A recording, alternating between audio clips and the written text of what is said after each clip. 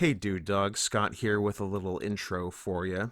So, against all odds, we were able to record the whole Best of the Decade episode in only two parts, which is not bad considering the over under was around 9 going into it. So, I think we did all right. So, this is part one that you're listening to right now. We're going to go through all the Best of the Decade stuff except our top 20 lists for the 2010s, our top 20 movies of the decade. That'll be in part two, which is next week by my count, Wednesday, December 16th. And then we'll be off for a little bit, but don't worry, we'll be back pretty soon. And in the meantime, what you do with your holidays is your business. And this episode's probably going to end pretty abruptly because we didn't know where the line of demarcation between episode parts would be. And you're going to have to be okay with that. So enjoy the show. Oh, true. It's the big one. How long are we going to podcast today for? It is currently No spoilers. 2:40 in the I afternoon. wonder how many times we can yell no spoilers today, because it could definitely happen a lot. Yeah, it's 2:40. So are we finishing in this calendar day? I think we'll be pushing 11 p.m. I really do. Between all the things we have to record, Yeah, getting food, yeah. all of the kisses in the top 20, Getting a second coffee, getting a second coffee. as promised. Yes. Well, the second coffee and food go hand in Yeah. hand. I think we're looking at a 9-hour day. It's a big day. Whatever. We've done worse. We have done worse. The day we did 3 Yeah, nitros. I don't know why we for the thought wrestling that was a good podcast. idea. We're like, hey, if we do dumb shit like this a few times, we'll catch up. And then and so we did. You can go back and look in this very podcast feed, the episode that should have aired December 18th, 2018, definitely did not air mid-June 2020. We definitely didn't miss the mark by a year and a half. Nothing is more embarrassing than being ahead of schedule Ahead. by a lot. We gave ourselves Six- 7 or 8 months leeway. We started in April or May. I think it was, yeah. The year before. Yeah. Yeah. And we still fell behind So a quickly. year and a half. Yeah. Now, lots of things factored into that. Hating our friends being douches, only having 2 out of 4 people want to continue doing the podcast. And then realizing it was better that way. and realizing it was much better that way. Believe it or not, like, for people listening to this podcast, there was 4 of us at one point. Yeah. And then we cut the fat out. It was designed as a 4-person podcast, and the idea was one of the people who is not here anymore. Yeah. We wouldn't be doing this at all if not for that. Do we owe him thanks, or... I think shout out to Dan. Shout out to Dan, not friend of the podcast, who has never actively listened to any of it. Creator and former host, but not friend of the podcast. Not friend. I need to reiterate, he is no one's friend here. But this one, at least, other than the gap between 2011 and 2012, has been very frequent. Yes. Like, we've actually, I can't believe we've been so invested in getting this done. Yeah. Like in terms of our recording the best times? of the 2010s should have been done in 2023 by the Yes. time we got everything done. That's correct. Yeah, it is shocking this has stayed on schedule. I wonder what it would have been like had COVID not happened. Yeah. Like, would we have been like, we got time? Like, Yeah, I wonder if it we got would've- 8 months to get this done, and then, you know? And then on the last week, like, oh, I have to watch 78 movies. Yeah, not only that, we'd have to record all of the years, plus our year-end awards for wrestling, Yeah. plus our Dome Show preview, Mhm. all on December 30th. Yeah. Nothing like, because we did that one year where we did awards, Dome Show, and something else on the same day. Maybe a Nitro. Maybe a Nitro, Yeah. all on the same, like 36, same 38 weekend. hour Yeah. period. That was exhausting. I remember Yeah, getting that was to a lot. I remember getting to the Dome Show review last, and I think just enough already. well, like no energy. Like Yeah. like the conversation between the two of us was just What do you think about this match? I say a thing, silence. You say a thing, move on. Like there was no energy. And the between problem, didn't have 2 coffees. didn't have 2 coffees yet. Also, the problem was doing 2 3-hour podcasts in the same day with a nitro thrown in there at some point. Yeah. Yeah. While watching a movie that only 2 people in a 3-person room were watching. Yep. That was good too. There are 3 people here, and 2 of us are friends. The 2 of us are friends, and there's 3 of us. Yeah. Well, Again, noted friend of the show, Kelly Summers, is currently laying on my floor. Yeah, been not actively participating. Been here for every podcast. Yep, every single podcast. This is a 3-person podcast. Integral member of the show. Any farts or barks you hear are Kelly. Yes. I also like that in the past I've brought up the name Kelly to listeners, and they go, "I'm gonna fuck about Kelly," and I go, "Well, yeah, neither do we, but I just want you to know, he's here. He's very important. Yeah. He's the dog in all of the fan art we have that is completely irrelevant to the entire show." But he's like the sound guy who like people like know the name, but they don't know what he looks like, or what he even sounds like him, Yeah. But the fan art does need a dog, so he does serve a purpose. It's true. Yeah, he needs to break up. Well, because like we're the dominant species, correct, and we need a retard to bully around. Yeah. What's the point of being dominant if you can't dominate? Yeah, and we can't dominate each other because we're both big cats. Exactly. So we need a stupid dog. You can't double alpha it. Yeah, we need a dumb dog. It's a mess. There'd be sparks everywhere. It'd be docking with barbed penises. We would just be hurting each other. Yeah.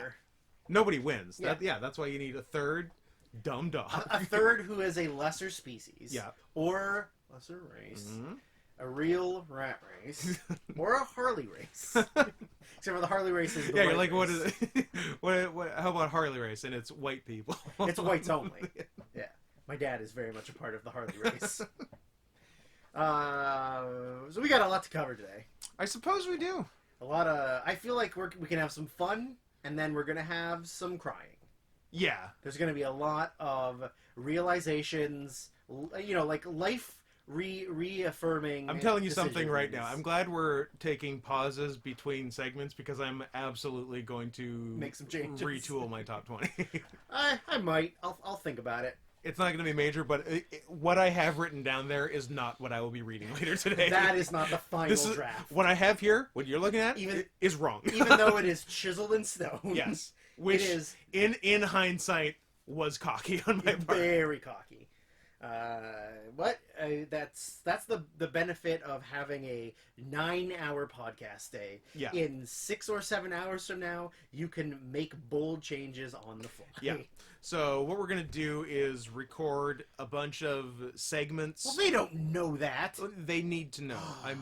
Transparency is key with me. We're gonna record a bunch of segments, all today, and then we're gonna put them out in 1.5, 2-hour chunks. For as many weeks as is necessary. I like that you think it's only going to be 3 podcasts and not 4 or 6. It could be 4. It'd be nice to finish before Christmas. If it's 3, it ends on December 23rd. If it's 4, it ends on December 30th. What if you release one Christmas day and one Christmas evening, and you have to do it while you're having family dinner? You have to sit at the table uploading a podcast. I'm not going to do that, and I'll tell you why. Not because I need to spend so much time with my family, but because the one we released on Thanksgiving, or the day before Thanksgiving, last week, did very poorly. However, it has since picked back up. Yeah. But during, like, the days of Thanksgiving, like, it started much worse than like the last 5 podcasts, but has now caught up. But Scott, Thanksgiving was a month ago. No, it wasn't. Yes, it was. It was literally the real Thanksgiving. Oh, I'm sorry. The real Thanksgiving was like 6 weeks ago. Yeah, of course. The good one. Yeah, the one that has an actual meaning behind it, and not just we need another holiday.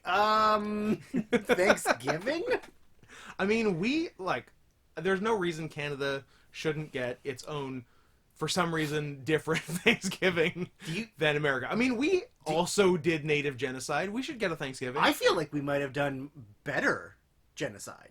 I mean, That's a not good only question. not only genocide, we also stole their children and made them become white. That was a tight move. Guys, look up residential schools. Yeah, it's definitely not a real sore spot on this country's history. Yeah. It's, And like, I mean, still kind of to this day. I mean, literally till the 80s, I think the last one was in like the beginning of the 90s. I think I read maybe 90s. like 93 Could be, or something. yeah. Which like to me, I was like, oh yeah, that was like the 50s and 60s and 70s. And then it's like, oh no, Yeah, when like, I oh, was in I was elementary alive. school, there were residential yeah, schools. like you in a different world could have gone to a residential Yeah. school. Yeah, I guess, is that as close as we got to slavery? Is that our worst thing? yeah, I guess. But it's our slavery, but it went until the 1990s. The 1990s. So I mean, I think we win. they America. were both were promised land that they only sort of were allowed to have. But one doesn't get taxed on it and gets money from the government. And anytime that they cry foul, things kind of happen for them. So you're saying we've been too nice. I And it's time. And Drew, I agree with you. It's time for some white reparations. Is that what you're saying? Because if so, all I'm saying is land, casinos, no taxes. What do I get? Taxes, no casinos, no land. no land. You know what? I can't argue with that. I am the oppressed one here. Yeah. I'm just glad that my ancestors came here after that was implemented and that we started doing terrible things. And your ancestors weren't the one doing it. Yes. Yeah. Because, like, I'm very white. You're very white. Mm-hmm. But our families got here and they were already like, hey, you want to see this cool thing we've been doing for 30 years? Here. And you're like, oh. Check it out. Yeah. Sick. Oh, like, yeah, I'll do that too. But it wasn't my idea. I didn't invent it. Yeah. I just The system was in place. I just bought some banners and posters and Yeah. put them up in my room. I did crafts. I never actively stole the children, but I did rat them out to the RCMP. I didn't steal them, but I didn't return them either. Nothing like a country that designed a police force specifically Yeah. to maintain the native population. Yeah, that's tight. Like, also, every time I see an RCMP officer, I think to myself, like, well, you don't have any power. I'm white. You can't do anything. I'm pretty sure they're still police. Yeah. If they're not the actual police department, they're just the Royal Canadian Mounted Police. Also, a mounting, nice. Yes. But Oh well, I was doing. I was I was doing Rage Against the Machine parodies. Some of those that work forces are the same that fuck horses. nice. I bet you they do. Probably. Yeah, there's some real death of Dick Long situations going on. Spoilers. Yeah, whatever. Hey, what about this weird mad shout out to Moldova? Yeah, shout out to our #1 fans in Moldova. We're the #7 podcast there. Hey, Legitimately, we're not joking. I got a weird email from some Podstats thing that I do not remember signing up for. I guess it just comes with like the WordPress hosting. I don't know, but yeah, we're absolutely crushing in Moldova. but that doesn't actually tell you listeners. It just says that it's upper. That's a rank. Yeah. So I imagine in all of Moldova there are, I don't know, 12 podcast listeners. Sure. And 3 of them listen to our podcast. Sure. Which is still more than I would have guessed from Moldova. That's more than active friends in my life listen to it. There you go. So pretty good. But just weird, but we're leaning into it. So So now we have to learn facts about Moldova. yeah, I don't even know the capital of Moldova, and I know It's got a weird name that starts a with lot a of C. things. Are there all kinds of like weird accents Umlauts. on all the C's and the E's and stuff? Republic of Moldova. Chisinau. Of course. Uh, Chisinau. And there is an accent on both the S A and and the A. S. You know how you put accents on S's to make them, I don't know, different S's? To Yeah. make them do something other than S? I literally knew very little about about the pr- Principality of Moldova, but here we are. Yeah. Europe, and something about a Moldovan bear. I don't know what that is, Sounds cool. but that's in my head. That's all I can remember. Spoken language is Romanian. Mm. They also Oh, recognize Bulgarian, Ukrainian, and Gagos, they probably which is a thing I don't know. they probably don't like all of the gypsy conversations we've had. Yeah, is Moldova where Romania sends all of their gypsies? Is it some sort of Oh. crazy gypsy republic? Possibly. I would dig that. Yeah, Moldovan bear things. Yeah, tell me about this bear. I don't know what it is. It is exactly, but I know that in some kind of, it might be Romania. I don't know. Oh, eastern regions of Moldova, people put on essentially like bear carcasses and dance. Sick. Yeah. I mean, not carcasses, but like pelts and like head dresses. Call it what it is. Fursuits. Maybe that's why. That is why. We talk about bears a lot. Shout out to our bears. Shout out to our Moldovan bears. Also, Portugal was high, was it not? We were 22nd in Portugal. There was a second country that I've already forgotten and maybe deleted the email. Nope, still have it. I think it's Portugal. It is Portugal. 22nd? 72nd. We're all sevens. We're 7th in Moldova, 77th in Portugal. 77th. Why would they rank that? Don't know, but here we like, are. Literally, it's got to be at a point where you get to like 28 or 29 and then it's just one listener. So everything else ranks because there's one listener. Yeah. All right. Yeah. Shout out to the one guy in Portugal listening to this podcast. Hello, Lisbon. I know more about Portugal because I've had several Portuguese girlfriends. Yes. But are they Portuguese or Brazilian? No, Portuguese. Okay. I had two or three in a row when I was in like That's a lot. grade 12 and then the year after grade 12. I remember one of them, their dad owned a Portuguese deli, Nice. and it was delicious. I was gonna say, I bet it was great. There were amazing like buns, like for sandwiches, Yeah. like those kind of buns, delicious. Yeah, like no, excellent meats. Portugal does Yeah. meat and bread Yeah, well, real for good, sure. real good. That's kind of all I remember. Yeah. Also, very bushy. If I, it's a real 70s in Sweden situation. It's a real Moldovan bear suit down there. Yes, it really is. It really is.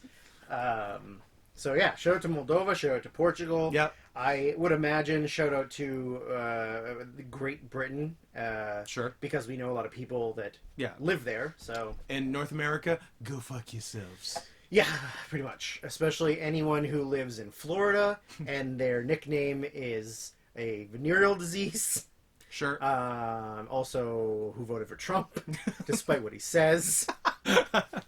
Anyways. So, yeah. Broken up into some pieces today. Yeah. Make it easier for us. A million Make little pieces. A million little pieces of shit. Oh. Because it was a lie. Was a lot. Am I to believe there's a Towley ban? But yeah, make it easier for us, mostly Scott. Make it easier for you, the listener.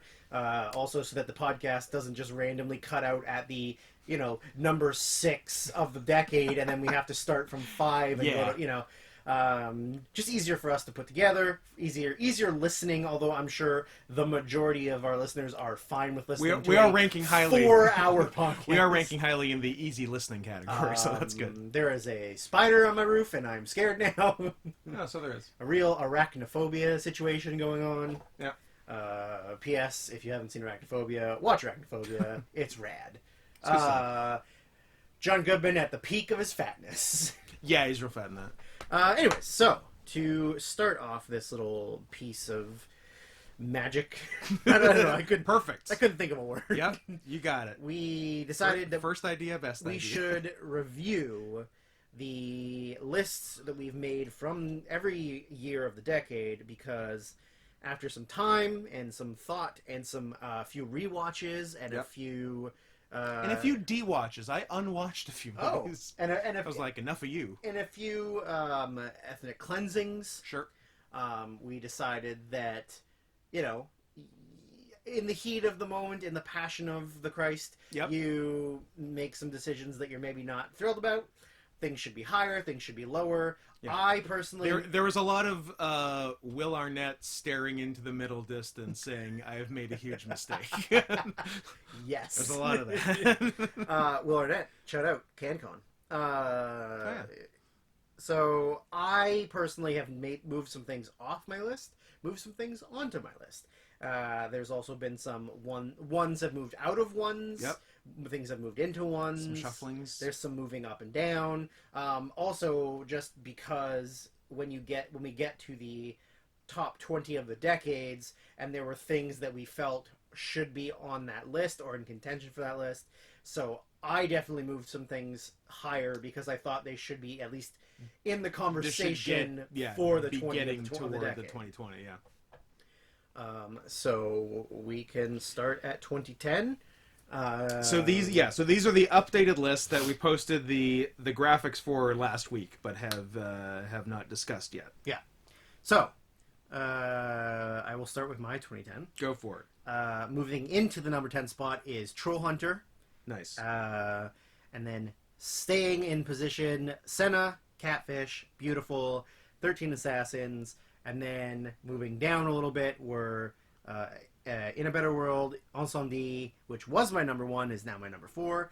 That's a drop. Well, very quick description of that one. I think when we did 2010, we had just watched the movie. Like, we finished watching the movie. I'd already seen it. Yeah, I hadn't. But I rewatched it, and I think it was so fresh in my mind that I was like... And it's great. And it's great. Yeah. But, like, I think I just, like... Oh, it's great, because I literally just watched it. Yeah. So, I think it's still really good, but it definitely moved down. Recency bias. Number 3, moving up, Social Network, and then I moved Black Swan much higher because I rewatched it after saying on the podcast, I don't know, is it good? It's good. It's my number 1. So it's my number 2, and moving into my number 1 spot is the Coen Brothers True Grit, because I hate the Coen Brothers. Yes, running theme Yes. of Drew hating the Coens. Your 2010, sir. So or madam. 2010 is the only year where a new movie went in and an old movie went out. Every other year is just shuffling of the existing top 10. Right. So True Grit went in, Yes. which I'm glad because it was ended up your number 1. Yeah. So it went into number 9 and booted out what was number 8, Submarino. So bottom to top, Exit Through the Gift Shop is now number 10. True Grit number 9, Social Network moving up 2 to number 8, and then the same 7 to 1. I Saw the Devil, Poetry, Senna, Catfish, Incendie, Beautiful, and Black Swan, which can confirm is good. I will also confirm is good. Is it good? Well, I hadn't seen it since 2010, and I couldn't remember. It's got now. Species, obviously something left to be desired, but Yeah. good TF. Yeah. Yeah. Excellent TF. Yeah. I would like to see him tackle a better species. Yeah. Let's make. Well, I mean, what are Black cat. Yeah, like Black Panther. That's a Black- graceful oh. animal. Absolutely. Yeah. Do Black Panther. But I believe Black For the love of God, someone do good Black Panther. For 2011, I didn't add anything in. Oh, I did add something in. Sorry. And it actually placed much higher than I thought it would. So things sort of moved lower for me. We need to talk about Kevin moved down. The Raid, Drive, Elena, Puss in Boots moved down to 6. The Girl with the Dragon Tattoo, David Fincher, moved into my list as number 5. Pretty good from not being on the list. I don't know why I didn't put it on the list in the first place. When I said it as my number 10, you were like, oh boy. Yeah, like I've made a terrible mistake. The Skin I Live In moved from 6 to 4. Then in the same place, The Guard, Shame, and The Intouchables all stayed in their place. I think I just had one minor switch. I think I just flip-flopped. We need to talk about Kevin and Elena, and the rest stayed the same. So bottom to top, Girl with the Dragon Tattoo, Elena, we need to talk about Kevin, Drive, A Separation, Footnote, Melancholia, Midnight in Paris, The Skin I Live In, and Shame, number one. For 2012, one swap in, and then everything else stayed in its place. So the Imposter, End of Watch, a Hijacking moved in. Okay.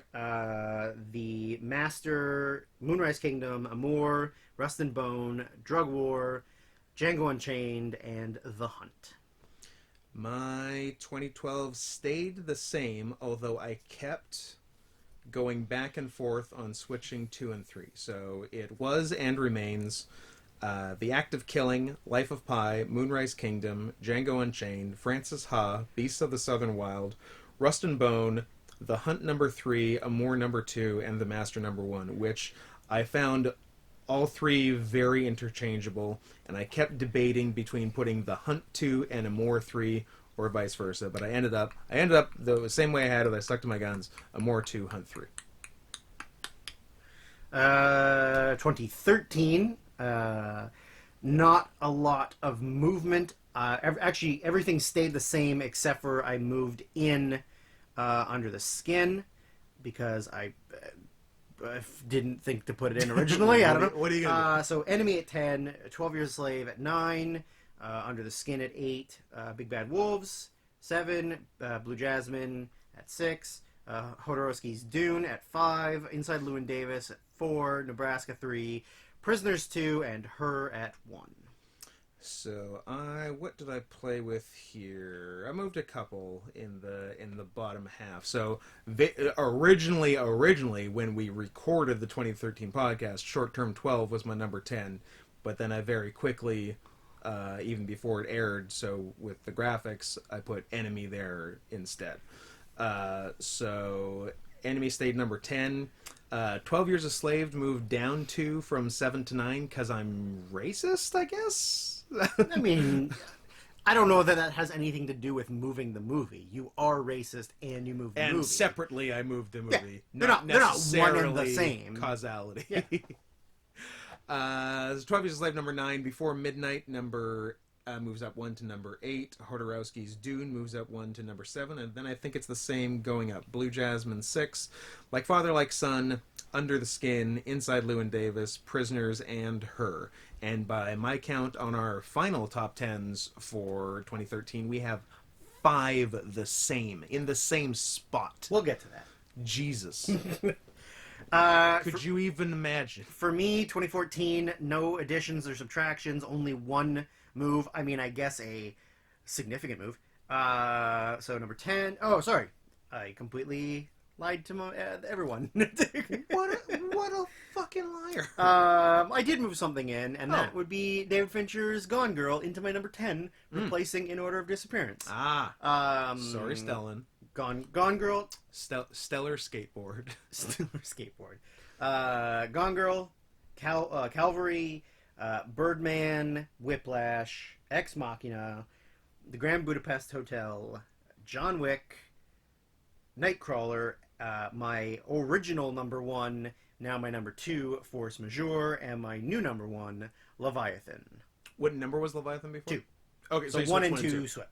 Gotcha. Yeah. Yeah, those two movies are so linked for me for whatever reason. Did you see them at the same? I saw them. I saw them at the same. I saw them both at VIF, and I probably saw them. Maybe back-to-back days or something. Yeah. They're both European. Yeah.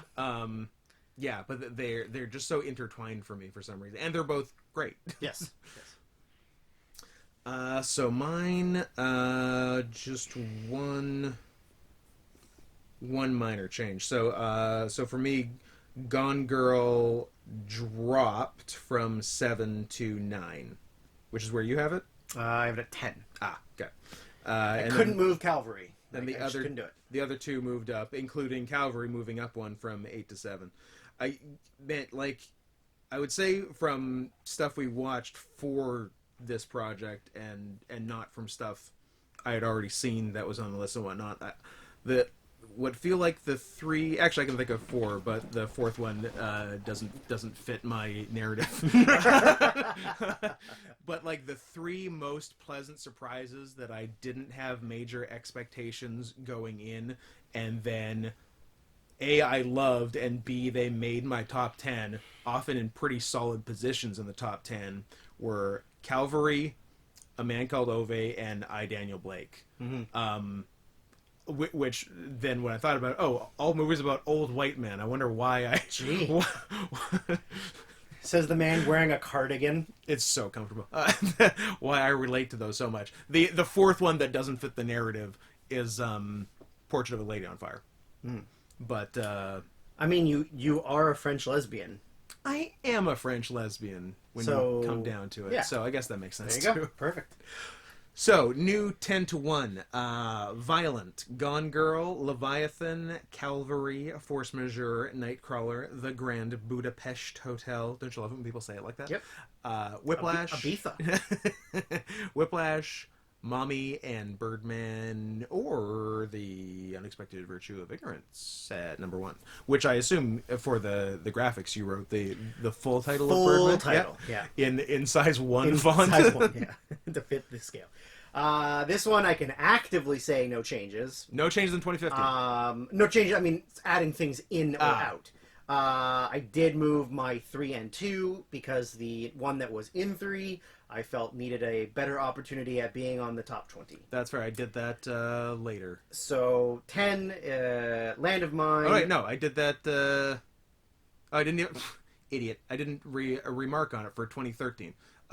Prisoners moved up 2 from 4 to 2 to have a better opportunity to have a shot at the top 20. Yeah, so it's weird that you look at it and you're like, this is the number 2 for that year when you originally did it. Yeah. And then when you're looking at the movies that need to be in the top 20, Oh, and you're it's like, something below it. That is probably a better movie. You know, Yeah. going back to it. So, Land of Mine, Mustang, The Witch, 45 Years, Sicario, A Man Called Uwe, Rams, my original number 2, which is Son of Saul, my new number 2, which was number 3, Anomalisa, and Mad Max Fury Road. I mean, Fury Road. What My bad. Yeah, mine, I think all I did was swap Sicario and A Man Called Uwe, because Uwe really just stuck with me a little more. Nothing against Sicario, which is still a top 10 movie. So bottom to top, The Tiger, Embrace of the Serpent, Sicario, A Man Called Uwe, 45 Years, Victoria, The Lobster, Son of Saul, Youth, and Anomalisa number 1. So 2016, I made a lot of changes. Okay. So 2 things moved out, 2 things moved in, things moved up to a higher position. So I moved in. I'm looking at what my change was, and I'm noticing a trend. But go ahead. I moved in Kubo and the Two Strings to number 10. Yeah, which was that an honorable mention? It was a favorite. Yeah. Yeah. And then The Wailing, I moved into number 9. Which was also a favorite. Which is also a favorite. Then Hell or High Water, Moonlight moved down to 7. The Neon Demon stayed at 6. Hunt for the Wilder People moved from 7 to 5. I, Daniel Blake, moved from 5 to 4. Then Handmaiden, Raw, and Arrival at number 1 still.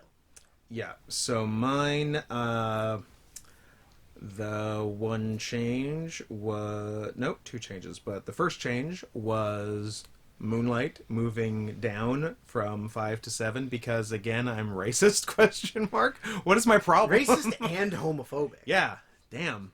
So that moved... And Hashtag cancel Scott Henson. And then for the second time, moving a Villeneuve movie up to number 2. So Prisoners went from 4 to 2 in 2013, and Arrival went from 3 to 2 in 2016. So bottom to top is Operation Avalanche, Nocturnal Animals, Your Name, Moonlight at 7, Tickled, Hunt for the Wilder People, which made it up to number 5, which is nice because I really do love that movie. I, Daniel Blake, Graduation, Arrival, and The Handmaiden number 1. And I feel like that's a decent number of matches on that year too. Well, we'll get to that.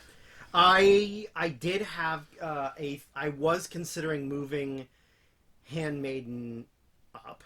Uh-huh. However, it may come up again later, and that may not be an issue. Okay. We'll see. So 2017, I made no changes, no movements, no nothing. Stayed Wow. exactly the same. First Reformed, A Fantastic Woman, The Big Sick, The Shape of Water, Dunkirk, Get Out, The Killing of a Sacred Deer, Three Billboards Outside Ebbing, Missouri, Good Time, and Loveless. All in the same position. There you go. I had two minor changes. I switched Loveless and Killing of a Sacred Deer, Loveless moving up one, and I switched Good Time and Call Me By Your Name for 2 and 3 because Good Time needed to be in the top 20 and slightly more so than Call Me By Your Name. So 10 to 1 is First Reformed, One Cut of the Dead, The Killing of a Sacred Deer, Loveless, Blade Runner 2049, Phantom Thread, Happy End, Call Me By Your Name, Good Time, and Three Billboards Outside Ebbing, Missouri, number 1. 2018, I made some minor bump ups for the exact same reason to try and get things that I thought deserved to be considered for the 20. No additions or subtractions. So number 10 is Blind Spotting, Birds of Passage, The Guilty, Sorry to Bother You. The Favorite moved down to number 6. Won't You Be My Neighbor? Roma moved up to number 4. Thunder Road moved to number 3. Climax moved to number 2. And Burning at number 1. I love how high Thunder Road ended up for you. I'm delighted how much you like Scott, it, and that I love it. I know, and that it ended up like higher for you than me. Yeah, I love Well, it. I'm glad. Jim Cummings I'm is glad you my watched new it. favorite person. He's great. I think I just had one. It's a shame you haven't seen his next movie. Maybe I will Yeah, one we'll see. day. Maybe I'll watch it with my friends. We'll see. My one move was Thunder Road moving up too, from 10 to 8, because you got me thinking, hey, it doesn't have to be number 10. No, not at all. So the new rankings are Under the Silver Lake, Isle of Dogs, Thunder Road, Suspiria, Shoplifters, The Favorite, Won't You Be My Neighbor, Climax, Burning, and Roma. And for 2017 and 18 was really debating changing 2 and 1 for both of them. So even so, after I moved Good Time to number 2 in 2017, I'm like, You were still like, I could put it number 1 in Three Billboards too. I was very close to doing that, and I was equally close, if not more so, with Burning and Roma for 2018. I ended up sticking to my guns. I ended up not changing any number 1s, but a number of number 2s. Right. And but I definitely, on any given day, could have put Burning number 1 right. for 2018. 2019, I mean, it was the most recent one. I didn't move anything. I also didn't. I didn't adjust anything. I was close, but I didn't. So, Calm with Horses, Pain and Glory, Portrait of a Lady on Fire, 1917, Waves, Ash, The Lighthouse, Marriage Story, Uncut Gems, and Parasite. And I've got the Mustang. I love that we have 2 different Mustang movies Two different on our horsey movies. top 10s. Both at number 10, or is yours number 9? Also number 10. Love it. The Mustang. But you said you liked the horsies! The Mustang, Greener Grass, Ash, The Climb, Waves, Portrait of a Lady on Fire, Uncut Gems, Marriage Story, The Lighthouse, and Parasite, number 1. Number 1. So, those are the updated lists for the decade. Obviously some changes and shit. Yeah. So those reflect the graphics that are up now. Yes. Yeah, and feel free to get mad at Scott and I and argue with Scott and I the fact Yep. that you just listened to 10 episodes of podcasts for us to change, Then change them everything in the you last one? just listened to I do like that. on the most recent podcast. I think that's making a- everything you listened to before Yeah. completely irrelevant.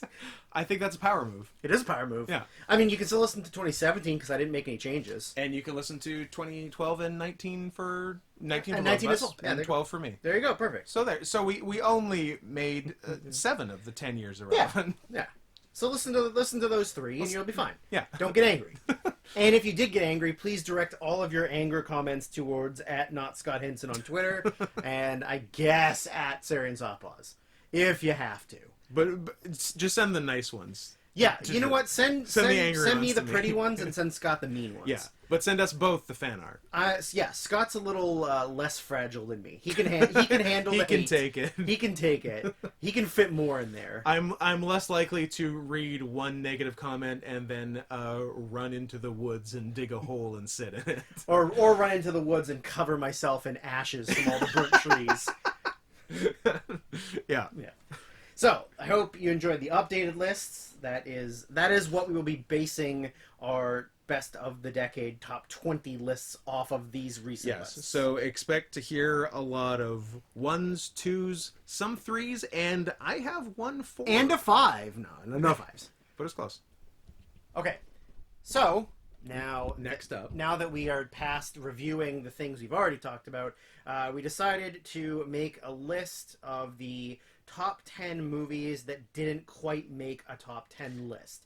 These are the movies that hurt us, These are the ones, or movies that we hurt. these are the ones that taking them out of our list actively caused us to lose sleep, gain or lose weight, depending on which one you're talking about. Both of us are full-on chain smokers now. Yeah, which I'm okay with because it looks really cool. It does look cool, and it makes your voice deeper, which Yeah. I like. What We've if I'll also been talk about doing this? we've also been doing tons of cruising. Yeah, But that's unrelated. yeah. What a weird byproduct, but here we are.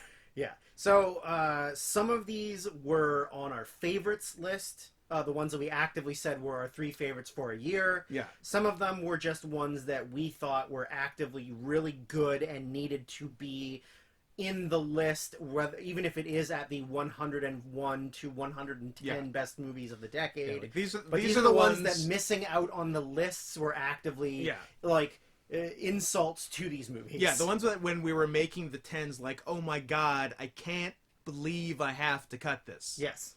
Why? Things that were... What sort of god would, and to would me, create a world yeah, where I have to cut this movie and from the top 10 of this year? To me, a lot of these, if they were in other years, would have probably made the list. Yeah, put some of these in You know, weaker like, years, they're in. I feel like some of the earlier years are maybe a little bit weaker. I got some are, although there's kind some of strong ones, but but like I got 2 2017s near the top of this bitch that got fucked by being in the year 2017. I have 3 from 2014. Wow. That I would have loved to have been in that list, but aren't that good. But I feel like we're strong enough to be on like 10, 11, 12. Yeah. Like could have made those lists. So so they're not necessarily like one from every year. No. I feel like maybe we could have done that, but this is I like it better this way. I also like it better this way. From everything we did, here's the next 10. Here are the next 10 best the ones that movies. hurt us the most. We decided. decided. So taking it a step further, what were the ones that hurt you most to not put on this list? I don't know that I actively wrote those down. Oh, really? I wrote down the ones for the 20, but I mean, you can talk about yours and I will quickly do mine. I certainly can. I just got a couple from each year that I wanted to... Oh, one thing I should... Here, while you're looking at stuff, I'll mention one other thing I did, because between finishing 2019 and now, I then got a new list of movies that I either hadn't watched, period. Sure. Or hadn't heard of. Or like, for whatever reason, remembered nothing about and had to revisit. So those movies that I've watched since 2019 for this like a last top 10 list, and and updating all the top 10s. So the list was anything you had on a top 10 or favorite that I hadn't seen. Sure. Any movie, and the same thing for any movie that Adam had for any of the years he's done, which is 2010 to 15 Right. of the 2010s, or anything he has rated 8 out of 10 or higher. Okay. As well as then a couple other movies you just said I should watch. Right.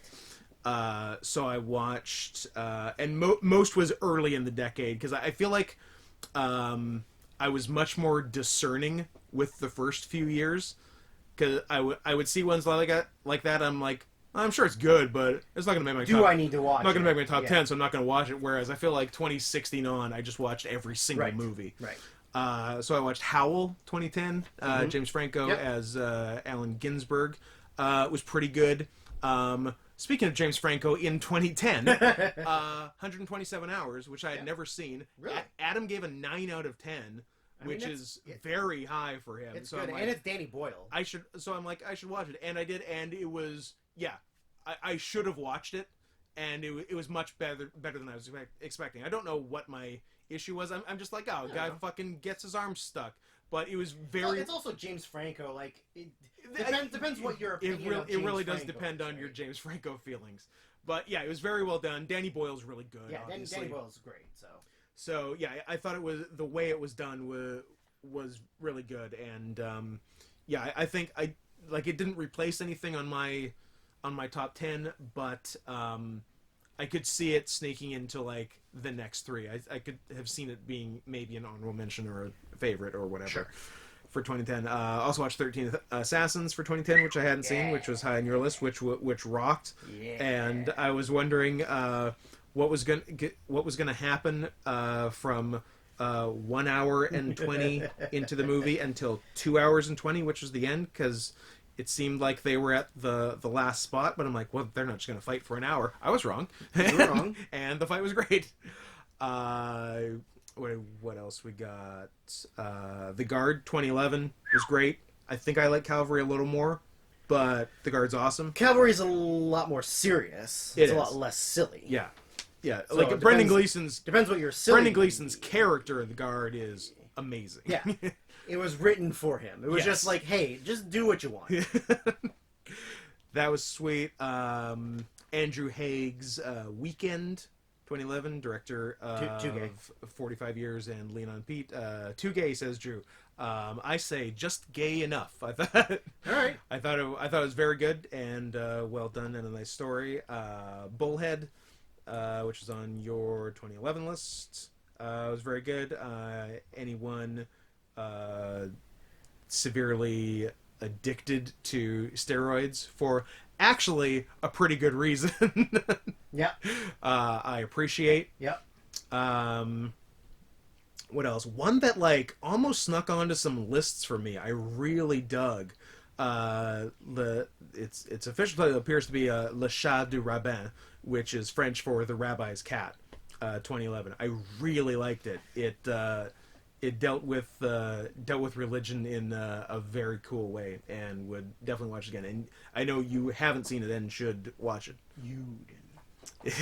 It does have Yudin in it, yes. Quite a few. But not exclusively. Also has Muslims. Oh. Yeah. It's very exciting. And Christians? Yeah, and Christians. There's a lot going on. Yeah, Algeria is crazy. Algeria sounds like a place I wouldn't want to go. Then, what else? I watched Drug War, which was high on your list, which is very fun. After watching the remake for 2016, I like both. It's interesting that you watch it that way, because I watch it the other way, like the regular person way. Yeah. And But like, then- I'm sure we took different things away from both of them. I'm sure we did. Yeah. For sure. I definitely appreciate in Drug War, the original, the final shootout taking place outside an elementary school. Yes. Which it doesn't in Believer, the remake. No. So respect for that. Hong Kong's a little more fucked up, my friend. Watched another Asian gangster movie, Nameless Gangster: Rules of the Time. Korean one with some bigger named Korean with the star of The Wailing is in it. Okay. Yep. It's funny. I watched those two within like a couple days of each other. I'm like, why does this chubby Korean man keep showing up? Also, it's funny. Nameless Gangster: Rules of the Time is the English title, but the directly translated from Korean title is, I believe, Crime War: The Golden Age of Bad Guys, which is pretty cool. Nice. So yeah, that movie was fun. I watched. I hate translating things because then nobody's ever cool about it, you know? Yeah, I watched Indie Game, the movie, the documentary on a few like big sort of first generation of indie game developers, which was cool. End of Watch, which I hadn't seen, which is great, really cool, really intense. Excellent concept. Another one which I stumbled across because the director, what did Chris Morris direct? Because that, looking him up, led me to this movie, but he didn't direct this. Led me to whatever it was. Led me to The Double, 2013, written and directed by Richard Ayoade, which was He's the guy who did Four Lions and that's right. The Day Shall Come. That's right. And then he has some connection to The Double, but didn't write or direct it. He might just be an actor. He might just be an actor. He's an actor. In Yeah. it.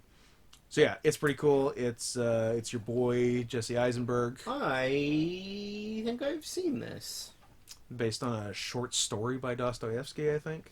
Yeah, I feel like I've seen this. It's pretty cool. It's like a dark comedy. Yeah. It's darker than I expected for Richard Ayoade. I think I saw it at the time, maybe. Yeah. Or like around the time. Or I saw it when I was in school, maybe? Okay. Like when my friends was really into it or something. Yeah. It was good. It didn't make any list, but it was good. Still Alice, I'll make your list. which got put onto your list, right? Well, spoilers. Oh, I thought it was on your top 10. Okay, well that's No, cool. it's not on my top 10. What are you gonna do? The Wailing, Blade of the Immortal, which was that a 2017 fave for you, or was it on your list? 2017 fave. Yeah. And then the movie that you messaged me about the day after we recorded 2017, Sad Hill Unearthed. Yep. Say, Scott, we need to do it again. I really like this movie. Yeah, it was really good. I liked it a lot. Yep. About like reconstructing the big graveyard scene from The Good, the Bad, and the Ugly. Best Which movies ever made. is probably the best. One of the best movies ever made. I will fight anyone who It's tells gotta me be. it's not. It's got to be the best. Western? Not sequel. That's not number 2, or even sequel. Period. Yeah. Yeah. Probably. It's that or what? Godfather 2, people, or Hangover Part 2, obviously. Yeah. Yeah. Yeah.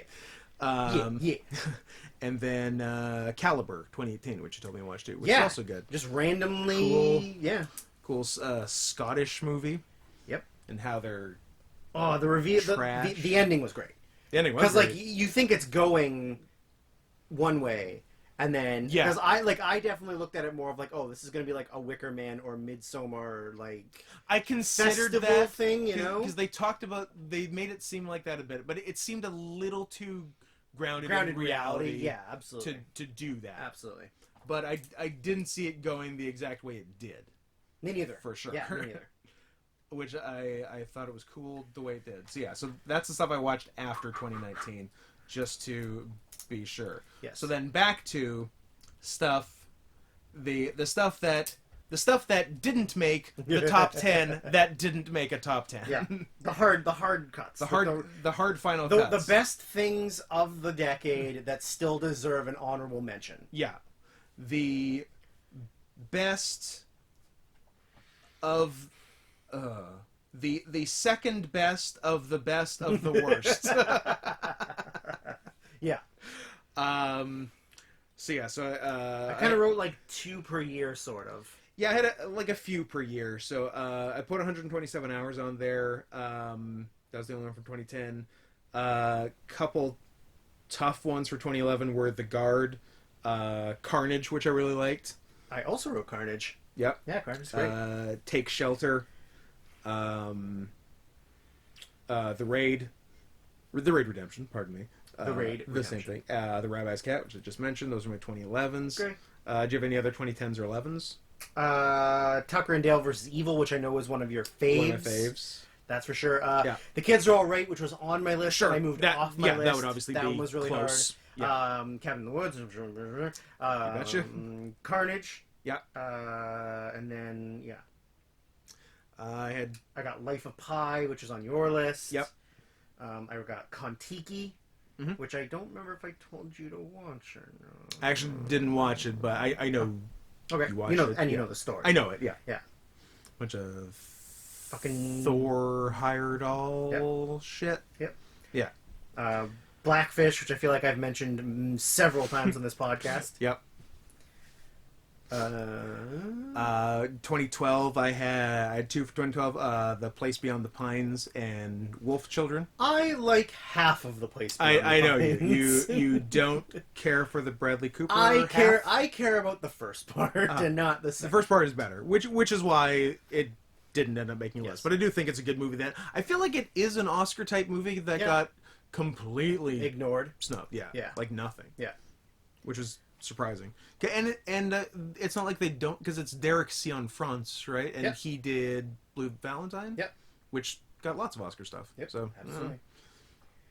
and also HBO miniseries I Know This Much Is True. Sure. Starring Mark Ruffalo and in his bravest role to date, Mark Ruffalo. Wow. It's interesting. Good for him. I like Yep. Mark Ruffalo. He was really good. He deservedly won the Emmy for a Gotcha. miniseries for that. Yeah, there's one Sorry. 2012s. You're at 2012? Yeah. Yeah, any other 2012s? No, I got 2013s now. I got chunk of 2013s. Big Bad Wolves, which is on your top 10.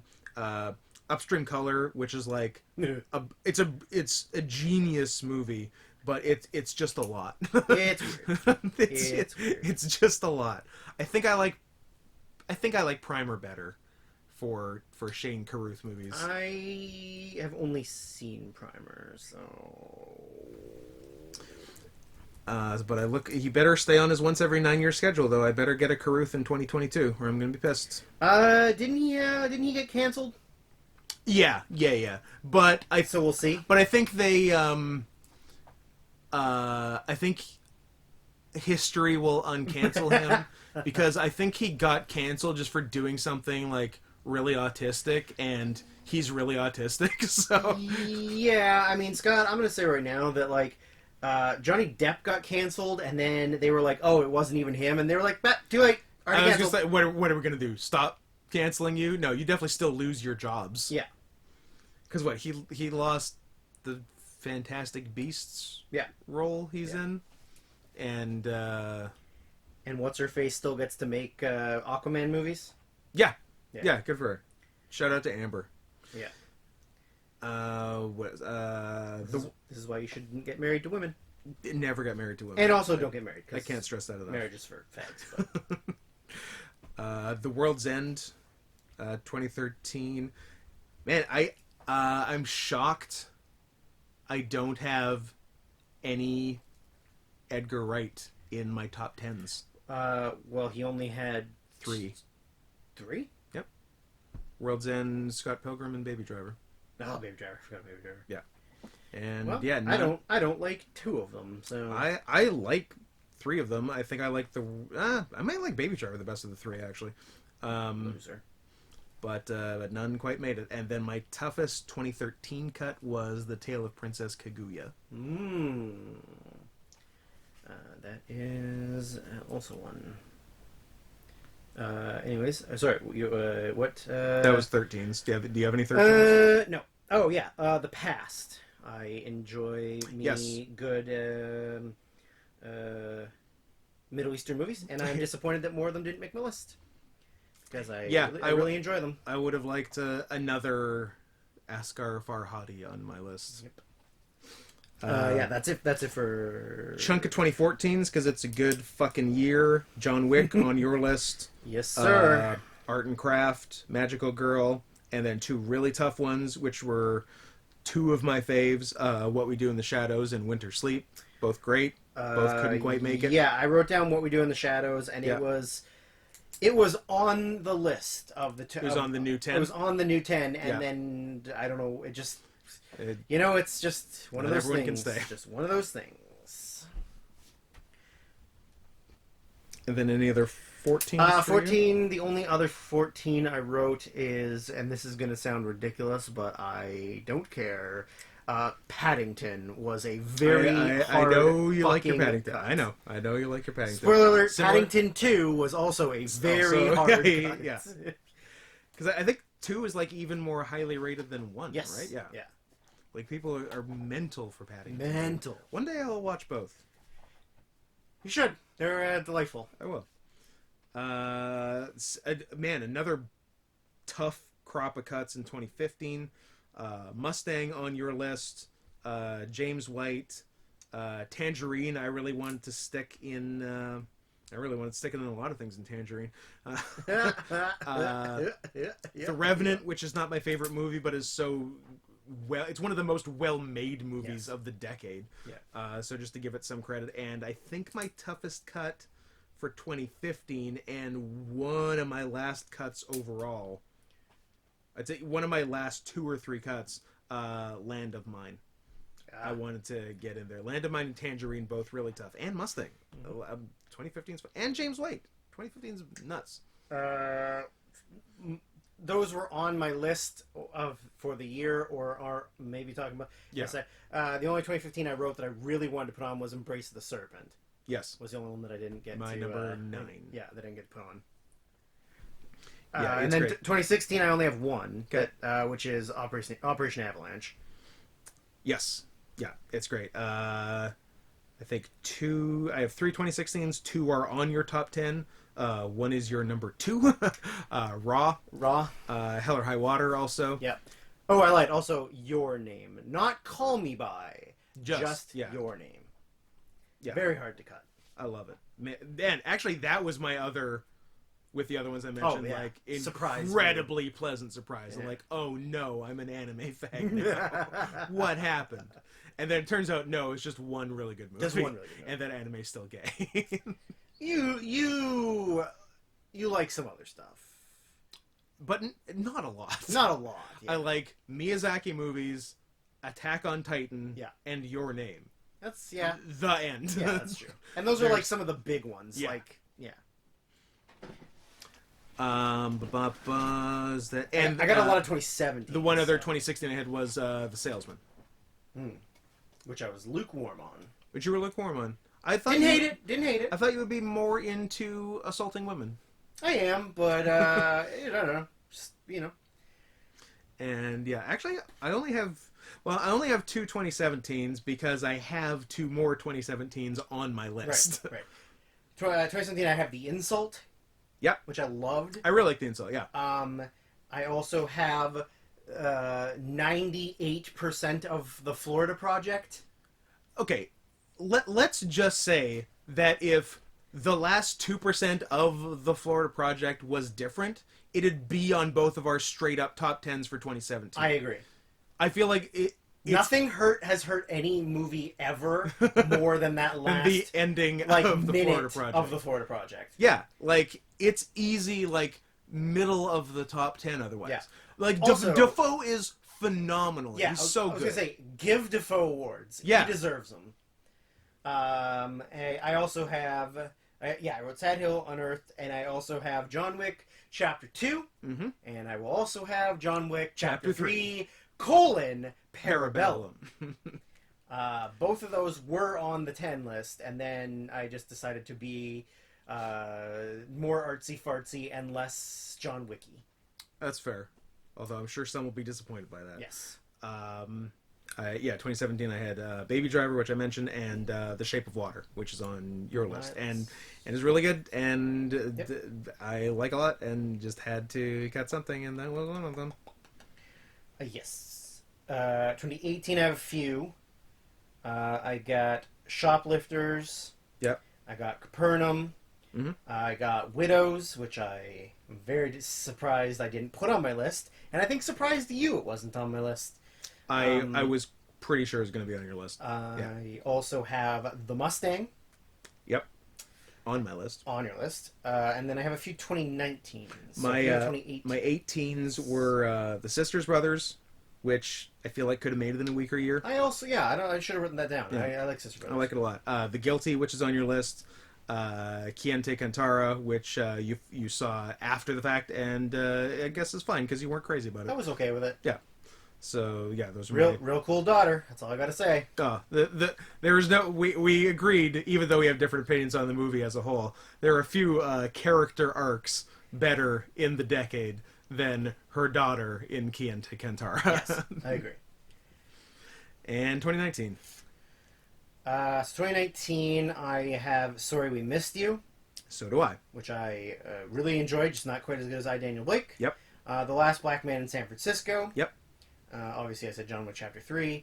And the one that for sure, after all of this is said and done, and people hear it, and I remember it in years to come, is going to be the one that I go, I'm retarded. For not putting not putting it on any of the lists. Yeah. Is Blade Runner 2049. Yeah. You're definitely retarded. But whatever. History. Whatever. I live my life the way I live my life. History will prove you stupid. Well, no Blade Runner. Do some cruising. Eat some chicken. That's all I care about. That's fair. You could do worse. I also own Soul Plane on DVD. So, anyways. Blu-ray? No Blu-ray. I don't think exists. there's ever been a Blu-ray release. Damn shame. You should start. They need a Criterion should Soul start a Plane. change.org petition for Sure. it. Or I'll just contact Criterion and get them to make one. Do you want Soul Plane? I want an $80 Criterion Soul Plane on Blu-ray. Signed by Snoop Dogg and Kevin Hart. Kevin Hart's in it. and Kevin Hart. And Jim Gaffigan. No. Another... Oh, Tom Arnold. Same guy. Same guy. Anyways. Tom Arnold is just Jim Gaffigan with a coke addiction. Yeah. Yeah. My 2019... Sorry, We Miss You. Come With Horses, which was on your top 10. And I think my last two cuts... So if we got to do a top 12 that didn't make a top 10, it would be the 10 I have plus Land of Mine 2015 plus Adopt a Highway 2019. I wanted to get it on so bad. Yep. It was my last cut for 2019, and it was my last or second last cut for this. It just keeps missing, and I feel so bad for Ethan Hawke because I love him dearly. Me too. And so that's all of them. That leads us to brings us to our official top 10 that didn't make a top 10. Now, Drew, I notice we're reading a top 10 list, so we should probably establish some ground rules. But different ground rules than in the past, because in the past we were dealing with only 1 year, so it was a much narrower field. So in the past, if we matched the same movie in the same spot, we would kiss. Is that my understanding? Am I correct in that? You have the correct information in front of you, sir. Now, if I told you I was a gay man, you would agree. Absolutely. Daniel Gay-Lewis. Daniel Gay-Lewis. Daniel Gayview. I was trying to do something with Plainview, too. Doesn't really work. Yeah. Plain gay. Daniel...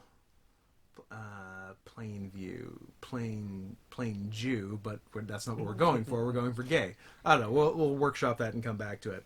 But this top 10, we're dealing with the whole decade, so it could be anything from anywhere. So there's chances that the list will have things that one of us had on our actual list. That's there the will thing. be things that neither of us had on any list, so we could match. Yeah, but yeah, I imagine we're each going to have several that are already on the other person's existing top 10, so it's going to be tough to match. So I put it to you that if we have the same movie appearing anywhere, sure, get your Twizzlers. It's definitely time for Twizzlers. You know, I need my sugar up. Wait, are they filled? Yeah, they're filled. They got creamy center. Well, yeah. Have a creamy center. Now I'm going to have one. It was stupid before. You didn't tell me they were filled. Jesus. So, I put it to you that if we have the same movie anywhere on either of our lists, Okay, not necessarily in the same position. not in the same spot. If I got it at 8, you got it at 2, it counts. If we have that movie on the top 10 anywhere, we have sex on mic. A live sex celebration. Live sex celebration. Are you in or are you in? I'm in. All right, let's do it. What if we just match number 10 right now? And we're not finishing this podcast. Enjoy your goo. It's good goo. It's good goo. Yeah. It's the red licorice that tastes like strawberry and not red licorice. Yes. Which I prefer. Yeah. All right. Number 10 for the 10 that didn't make the 100. Yeah. For me, Upgrade. Upgrade's a good one. Hard to cut, Yep. but it's the kind of enjoyable action I like. It has some really cool camera movement and camera action. Yeah, more interesting concept than your average action thing. Yeah. Right. My number 10, Short Term 12, 2013. My original number 10 for 2013, but quickly got moved out. And then got moved down this list, but stayed. I really do like it. There's one scene I find fantastic, which sort of buoys the whole movie up. When a young girl is telling, I think, Brie Larson, I can't remember. My favorite. Exactly. Or another one of the counselors at the place or whatever they're called. This like children's story she wrote about an octopus, and it's beautifully done. It's really good. So that's my number 10. My number 9 was on your list of 2010. So we're not fucking over this one. Nope. I Saw the Devil.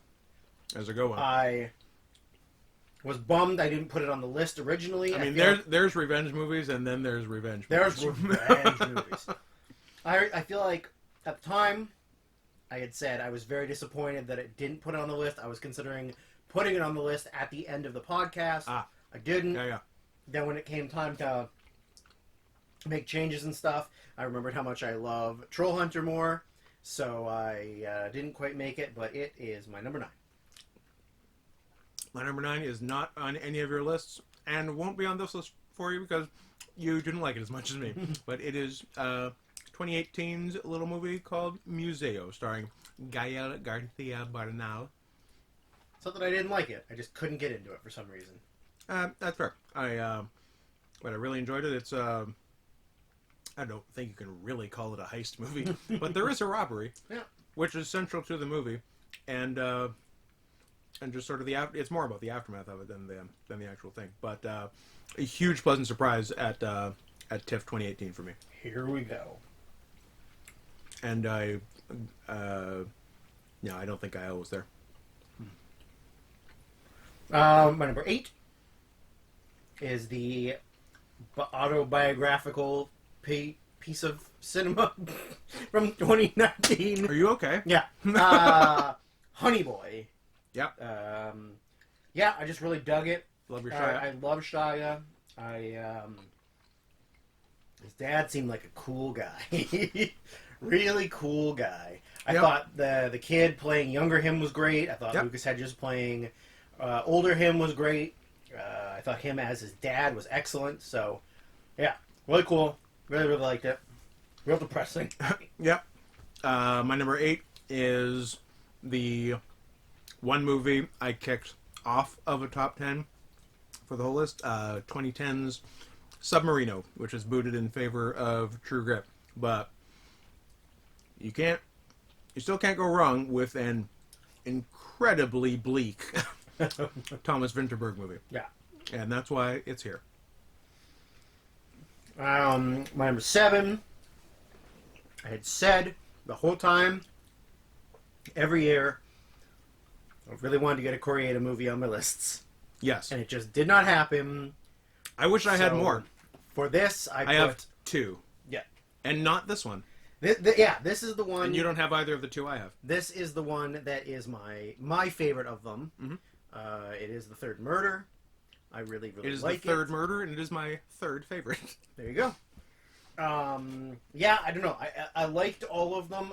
They were not strong enough to beat out other things on other years, but I really wanted to get one on the list because I do actively think he is a very good filmmaker, and his movies are very good. Yeah, so I think he's one of the best filmmakers in Japan. Yeah, so I wanted to get him on the list, and this is the one that I chose to put in the list. Yeah, it's a good one. I really enjoyed it. Mm-hmm. My number 7 was definitely one of my toughest cuts previous. My number 7 got fucked in 2019 by a little movie called Greener Grass. Right. is what happened to my number 7, because I was very excited to put a legitimate comedy into the top 10 because there aren't that Nope. many of them. Nope. It's tough.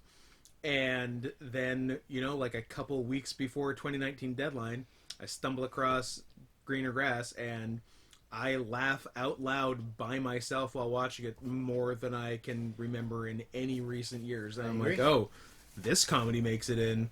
And unfortunately, the death of Dick Long, 2019, got truly fucked by that. But it absolutely deserves to be in the next 10 because it is one of my favorite movie-going experiences of the last while. Just like both me reacting to what was happening and the audience reacting to what was happening, and bar none, the best soundtrack of the decade ever. My number 6 was on your list for 2014. Probably not going to match on that. Probably won't going to match. So we're getting halfway through and we haven't That matched is yet. Xavier Dolan's Mummy. Mm-hmm. After watching it, really stuck with me. Like I was really like thought about it a lot. The ending's great. The ending sticks with you for sure. The ending's excellent. It has maybe like I don't know if it's like top 10 all time favorite song usages in a movie for Dido. Dido and it fucking ruled. the Dido's fantastic, and I thought Colorblind by Counting Crows was just as good. Just as good. Yeah, I feel like I paused the movie to listen to the Dido song. Nice. And then went back to the movie. And like the aspect ratio changes are so cool. Yes. Yeah. Definitely the opening up. Yes. And then closing back in. Yeah, was great. Great.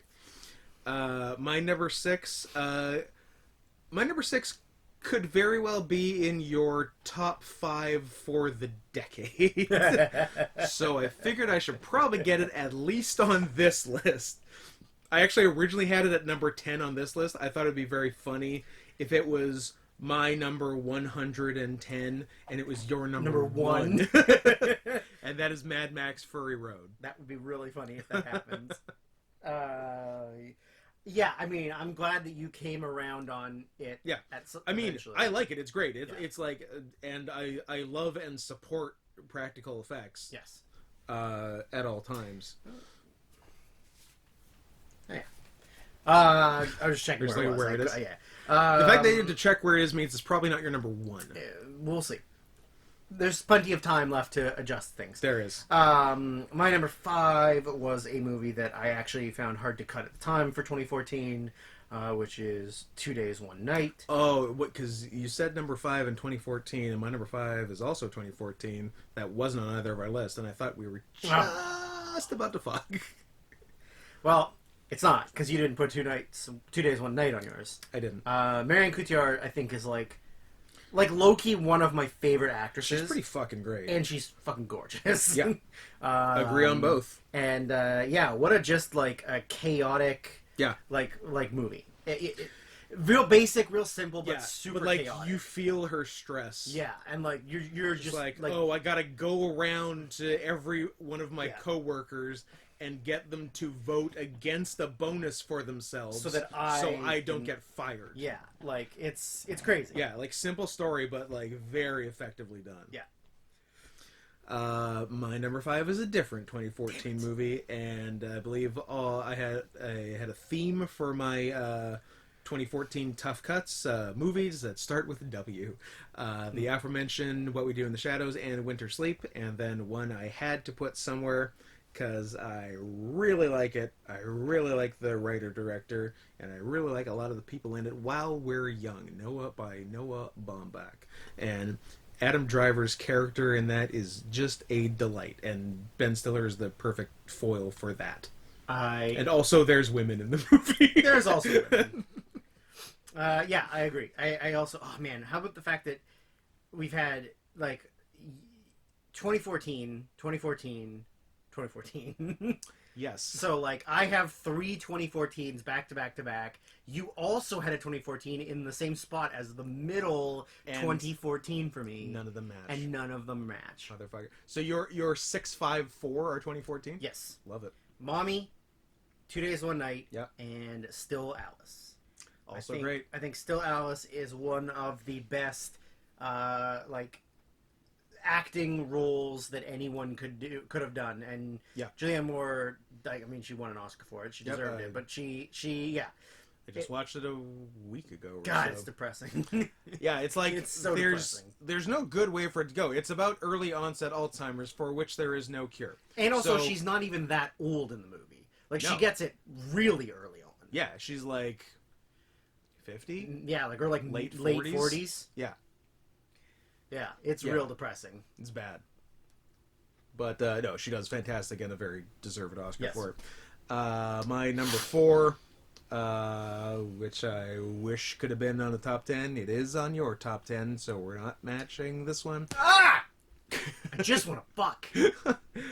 2018's Sorry to Bother You. Not 2019 Sorry We Missed You. The one with the horsies. Going with the horsies. As TiVo said, you said you like the horsies, and I said, you know what, TiVo, you're right. Especially these horsies. Especially these ones. Yeah, it's great. It is my number 4 that didn't make a top 10. Yes. My number 3, I'm going to state out loud for the record, Uh-oh. is making up for all of the other artsy-fartsy movies I didn't put on this list. Okay.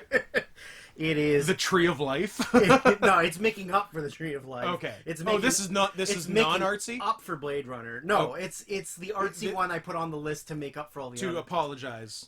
Not only is it visually a super cool fucking movie, I know what this is, and support. But it's I support your decisions. 20 years of filmmaking. Yes, That is Samsara. it's beautiful. Because Baraka was in 1992.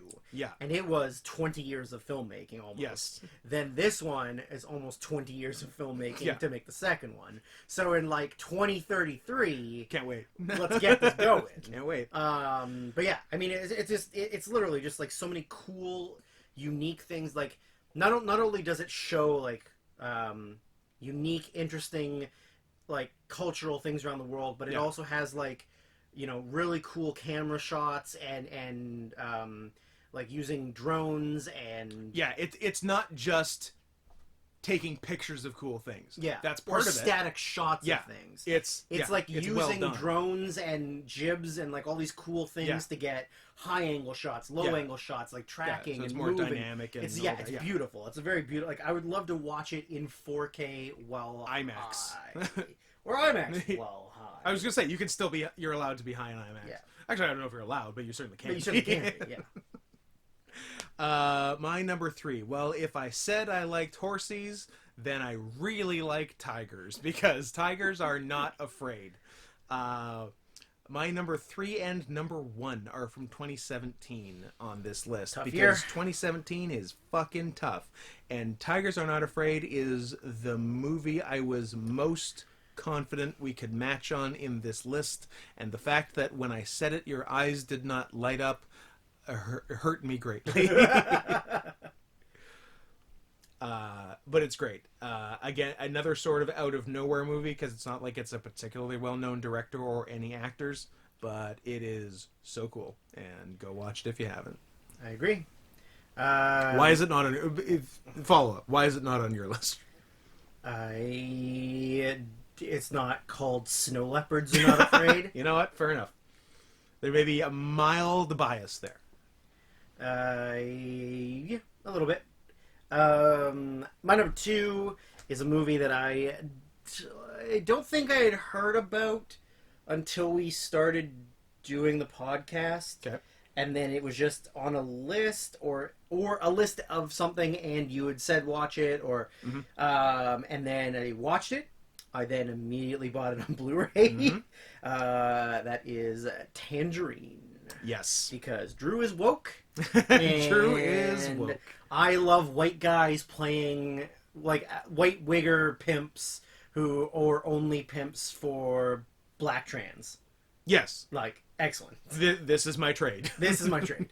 Excellent work. Yeah. A tough cut for me on this list because I've got like the list of them, and then several are italicized, and those were like the last cuts, and Tangerine was one of those. My number 2 is which you had already mentioned, so we're not matching this one either, and we're not. I'm honestly very surprised it's not on any of your lists. I know it was tough cuts all the way down, but The Cabin in the Woods is my number 2.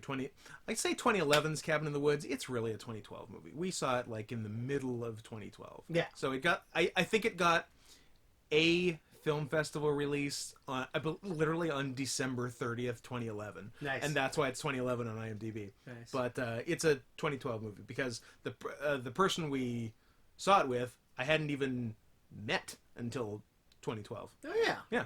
Oh, yeah. When I was friends with him, and you weren't friends with him, and now you're friends with him, and I am... Drew, I'm sorry I stole your friend. I'm an acquaintance of him. Yeah. I don't talk to him a lot, but I would consider him a friend. For Yes. I would consider him an acquaintance that I would hang out with under certain circumstances. Certain specific and Yes. delicious circumstances. Well- deliciously decadent circumstances. I have... Shout out to Manny. I don't know why we're being coy. or Senny. Or Senny. I've got bad news for the listeners. I got bad news, Brown. I got bad news, I got Bears. bad news, Allen. I got bad news, Barrett. I got bad news for you. Mm-hmm. We're not matching on number 1 because number 1 was on your regular list. My number 1 is on your regular list. Well, fuck. They want to turn it off and quit forever? or it's turned off and fuck so that they don't get to hear it. Ooh. Let's do that. Let's punish them. And then each other. And then each other. My number 1 is A Separation. I definitely feel like it is one of the better movies of a decade. I feel like other years it probably would have made a list, but it just unfortunately missed out for me. It didn't miss out for me. My number 1 is, I believe if I went back and listened, which I will not, so someone else can, and then tell me about Someone it. probably will. Someone probably will. Respect. I think this is the movie that you were most shocked was not on my top 10. Yes, correct. I mean, True Grit Probably True Grit and Mad would Max be... Okay. were the two, I think. Yeah. But yes, also... And the other one being my number 1 for this one, Get Out 2017. I think Also Get Out. I think my hardest cut of certainly hardest of 2017. Although Tigers Are Not Afraid is very close behind because it's my number 3 on this list. Yep. Yeah, looking back, absolutely, and in theory, as per the list, probably should be my toughest cut of any previous year. So yeah, it's so cool. It's actually cooler the second time you watch it, which I think I mentioned the first time, because when you know all the stuff, then you can look for the littler things, which are real fun and very clever by Mr. Peel. And it's funny, man. 27, a good year overall, because 27 a good 27 year overall? Are we talking 1927 or are we talking 2027? No, 27 AD. Okay. It was Jesus was hanging out. It was all good. 2017 was a good year. It's got my number 1 and 3 here. Also had my number 1 and 3 wrestling matches of the decade. So good stuff. 2017. I guess Trump took power and everything got awesome? Question mark. I don't think it's a question mark. All I think right. it's a statement. I apologize. Trump took power and everything got awesome. Period. P.S. I do not approve of these messages that Scott is spewing. These are not the opinions of the podcast or Drew or anyone involved or Kelly laying on the floor. None of these are Scott. Yeah. So that is the end of We did it. the last 10. The 10 Yeah. that So those almost, are the little 10 that almost the little were. 10. That almost good. So those are ostensibly our number 101 to 110. Yes. So at the end of this, even actually right now, you've got pretty much our top 110 of the decade. Oh, we're back? We're not even back? We didn't take a break? No, there was no... This probably isn't a new episode in a new week. there wasn't several hours in between the last thing and this thing. Podcasting's hard. Who Who out there? Show of hands. Who among us? Show of hands of the audience. Uh-huh. Who out there loves dumb facts that are not important to anyone except for me and Scott? Well, both of us are raising our hands. So from our sample size of 2, 100%. Great, because you're getting some stupid facts. Sick. So, took it upon ourselves, and by ourselves, I mean me. I did my own directors. Sure, you did the bare minimum. And then you did a lot more. Yeah, I just got to go back and get the actual information that I didn't write down because I didn't feel like writing the whole thing down. Right. It is... So, these are just some random little pieces of information from the podcast that obviously you listening to it yourself could probably have figured out, but we decided, well, we've got lots of free time on our hands. Let's For just once. do it This is ourselves. our one-time only offer. We're doing the autistic stuff for you. It's gonna be nice to be able to go back to just like doing regular things with our lives. It's going to be nice to be able to watch TV again. I don't want to. I haven't watched... I'm done using my eyes. I haven't watched the TV. I mean, I've watched the TV. I haven't watched television shows Yeah. in a while. Does that mean your DVR's got like 50 things? Oh you my need to watch? god, there is so much The Good Doctor on, on my DVR. That's right up your alley. I bet your mom watches that and goes, I wish my autistic son Was a could have doctor." been a doctor. Instead of whatever this is. Yeah, instead of this tail, these ears, these whiskers, all those nipples. I didn't ask for this. She says that. I did ask for this and got them. You asked for this and wanted to take it a step further. Yes. You want to make this relationship exclusive. Yes. I exclusively want to be a tiger. No, and nothing else. And yeah, No other alternatives. No. Just a tiger. no, just one. I'm monogamous that way. I think that it is irresponsible for them to make a show about a retarded doctor. Kind of. Yeah. I don't care how talented you are as a doctor. If you are on the spectrum, you shouldn't be allowed to do that. I can't imagine you have great bedside manner. What, like, okay, I will allow any form of retard. Sorry. MR. Uh-huh. To be a general practitioner. I didn't even know about that, but okay. Well, you're doing the basic stuff. You're not doing surgery. You're not doing surgery. You're not giving anyone, like, injections. But to allow a doctor to be a surgeon when he's full-blown autistic, I think you're playing with fire.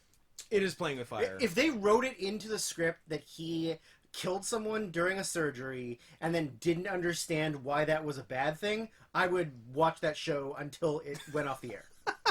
Like, if they really played with it, and it wasn't just about, like, people overcoming their challenges. Yeah, if it was just, like, he's actually secretly kind of evil, that I love. I would watch it every week. Yeah.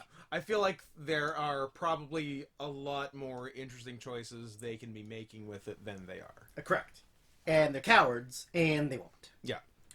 So, to get off the MR train. For now. Doogie Howser, We'll be back. MR. Doogie Howser, MR. So, just, some random, interesting little tidbits of information. We got the fans love the kisses, so we got some kissing information.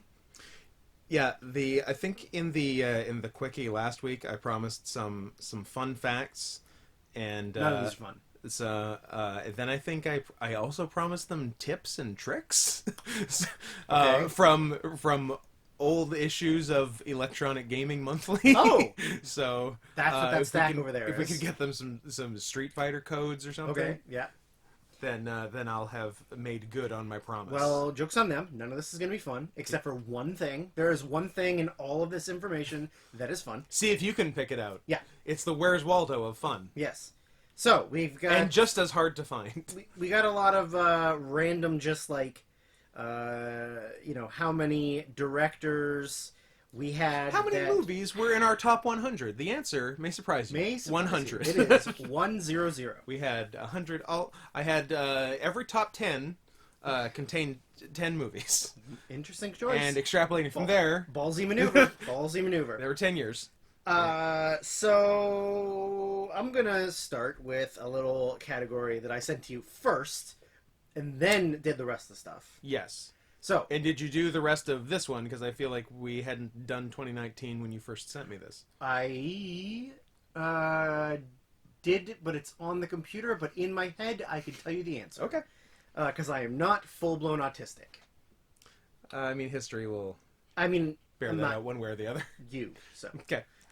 so I decided to take a look at all of the movies that were nominated for Best Picture that year by the Academy Motion Picture Sciences. Because in theory, if we're as smart as the Oscars, or if the Oscars is as smart as us, we should essentially have, because it's 8 to 10 Best Picture nominees per year. Yeah. So we should have pretty much our top 10 should just be the Best Picture nominees. That's what you if think. if we're doing it right. That's what you'd think. We are wrong. I did, however, just realize that we're going to have to come back to this.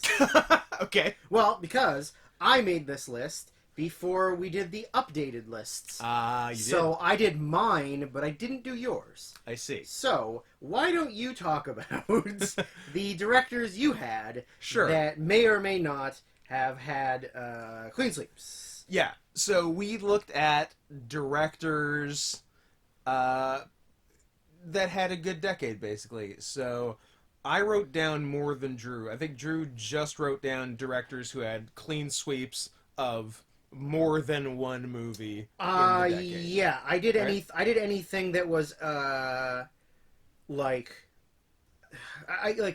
50% or higher, but of really only like the big name people or people whose movies were important.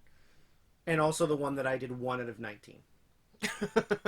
Yes. Oh, so you have ones that weren't clean sweep, but were higher than 50%? Well, like 1, 2, 3, 4, 5 of them were 2 out of 3 or 4 out of 5. Okay. So what I had, I just went chronologically by the director's first appearance in lists of 10. So I had what did I end up with? 1, 2, 3, 4, 5, 6, 7. 7 directors had clean sweeps who had more than one movie in the decade. Then I had a number of directors who went 1 for 1, and then a few who did well but not clean sweeps. So had Alejandro G. Iñárritu going 2 for 3. What does the G stand for? Gangsta. Yeah. Alejandro This guy- Alejandro OG Iñárritu. This guy fucking gets it. So with Beautiful and Birdman and not The Revenant. Sucks to suck, Revenant. Then I'm gonna save the next one that comes up because he numerically had the best decade of anyone. Chang Dong Lee, fun name for a Korean man, Why? Because it has dong in or it? for any man, who directed 2 movies in 2010 and 2018, and both were good and both were on my list, and those were Poetry and Burning. Thomas Vinterberg showed up with 2 out of 5, not bad. Clean sweep for Mr. David Fincher, who has not directed a movie since 2014, but has one out right now that we haven't seen, called Mank. Called Monk. Yeah. I'm Felonious sorry, Monk David documentary. Fincher made a whole movie called Monk, and Tony Shalhoub's not in it once? No, it's Felonious What? Monk. Of course. He loves jazz. Yeah. So Fincher, what? Social Network, Dragon Tattoo, and Gone Girl. And Coen Brothers, who are all-time 2 of my favorite directors, I hate 'em. Who Drew hates, went... That's sarcasm. I don't hate them. Yeah, went 2 for 4 for me. Same 3, for you, I believe. With True Grit and Llewyn Davis, and not Hail Caesar, and not Buster Scruggs, which Drew still hasn't seen Don't care. because he hates the Coen Brothers. Steve McQueen, not that one, but the other one. You mean the living black one? The living black one, not the dead Not the white dead one. white one. 2 for 3 with Shame and 12 Years a Slave, and not Widows for either of us. I think that was the same for both of us, too. The not at all problematic Woody Allen, going 2 for 9 for the decade. Hey, 2 is better than most other directors, with Blue Jasmine and Midnight in Paris. One of, we would probably agree, the best directors of the decade. I'm actually surprised he's only made 3 this decade, but all 3 are fucking bangers. Fun to spell, fun to say. Andrei Zvyagintsev with Elena, Leviathan, and Loveless by my count. Correct. Uh, Correctamundo. Another one of my all-time favorite directors did not go clean sweep because Inherent Vice is kind of messy. Paul Thomas Anderson going 2 for 3 with The Master and Phantom Thread, going 1 for 3 with you. Another one of my favorite directors. Also surprised he only made 2 movies this decade. Mikhail, I believe is how you say his first name, Mikhail Haneke, with Amour and Happy End. Then we get into some 1-for-1s. Banksy, 1 for 1 with Exit Through the Gift Shop. Fag. Ben Zeitlin, who I would have to look. I think he did Beasts of the Southern Wild, and that's it. You're the only one that likes that movie in this room. So I I'm love not, that movie. I'm not telling you. I think it was him. I'm pretty sure it was him. I'll look it up. God damn it. Then another very solid 1-for-1, Spike Jonze with Her. He needs to do more things immediately because I love everything he makes. Yeah, I did Beast of the Sun. Keep it open because there's a couple more I'm going to forget. Oh my god! Be cool. Do your own research. Be cool. Jonathan Glazer 1-for-1 with Under the Skin. Hirokazu Koreeda 2 for 6. Pretty good. 1 for 6 with you. Well, 1 for 6 if you include my 10 at... Which I am. Oh, okay. I did for mine. Frank Pavich, who I think did Hodorowski's Dune, is 1-for-1 with me. Yep. Then local boy Andrew Hukuliak, 2 for 2 with Violent and Ash, 1 for 2 with you. Another pretty fucking solid 1-for-1 in the vein of Spike Jonze, Charlie Kaufman, 1-for-1 with Anomalisa. Yorgos Lanthimos, 3 for 4 for both of us. No, you don't have the Lobster. 2 for 4 for you. 3 for 4 for me. Lobster, Killing Me a Sacred Deer, and The Favorite. And nobody saw Alps.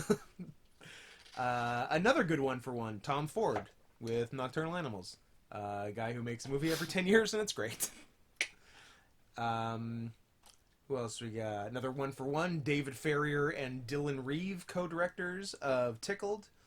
The Safdie brothers, 2 for 3, because nobody's seen their first movie, which is... I don't think it's even distributed, right? I think it's hard to It's find. like 2014? It's 2014, I think, yeah.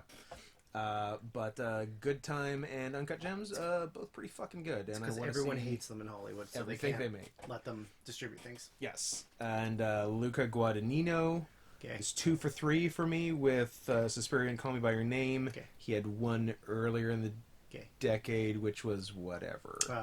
Batman Returns. That was it. Jim Cummings, 1-for-1 for both of us with Correct. Thunder Road. Correct. Michael Angelo Covino, 1-for-1 for me for The Climb. Man, so I have 5 1-for-1s. Oh no, 4 1-for-1s in 2019.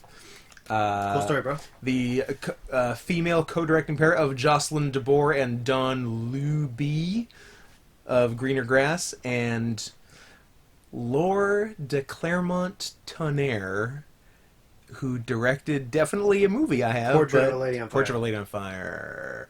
And Boots Riley, 1-for-1 with Sorry to Bother You. And that's all my directors who did good.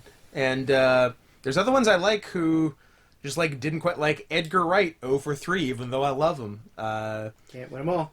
Damien Chazelle, 1 for 3, but I liked his second, and the third was fine. And Drew did not like any besides the The first. first one, and that is all. And so what else do you got?